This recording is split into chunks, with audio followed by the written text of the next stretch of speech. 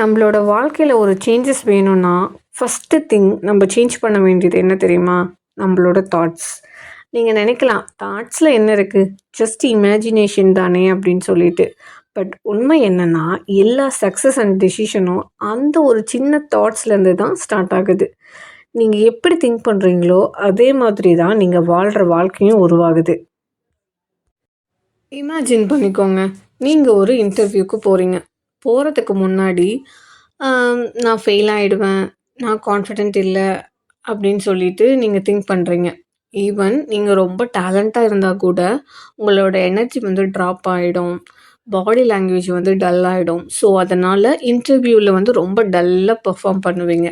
But உங்களோட தாட்ஸை நீங்கள் சேஞ்ச் பண்ணிக்கிட்டீங்க அப்படின்னா, like I will do my best, I am improving, I deserve this opportunity, இந்த மாதிரிலாம் நீங்கள் வந்து உங்களோட திங்கிங் இதை வந்து மாற்றிக்கிட்டீங்க அப்படின்னா உங்களோட கான்ஃபிடென்ஸ் வந்து ஆட்டோமேட்டிக்காக சேஞ்ச் ஆகிடும்.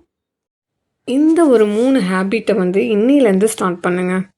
நீங்கள் எப்போல்லாம் நெகட்டிவாக திங்க் பண்ணுறீங்களோ அப்போல்லாம் வந்து அதை நோட்டீஸ் பண்ணுங்கள். அதுக்கு பதிலாக I am learning, I am growing சொல்லிவிட்டு ரீப்ளேஸ் பண்ணுங்கள். மார்னிங் இல்லை நைட் வந்து ஒரு ஃபியூ பாசிட்டிவ் தாட்ஸை வந்து சொல்லிகிட்டே இருங்க. சிம்பிள் வேர்ட்ஸாக இருந்தாலும் பரவாயில்ல, ரிப்பீட் பண்ணிட்டுருங்க டெய்லியும். அது வந்து ஒரு பவர்ஃபுல் பிலீவாக மாறும். ஸோ உங்களோட பிஹேவியரை வந்து சேவ் பண்ணும்.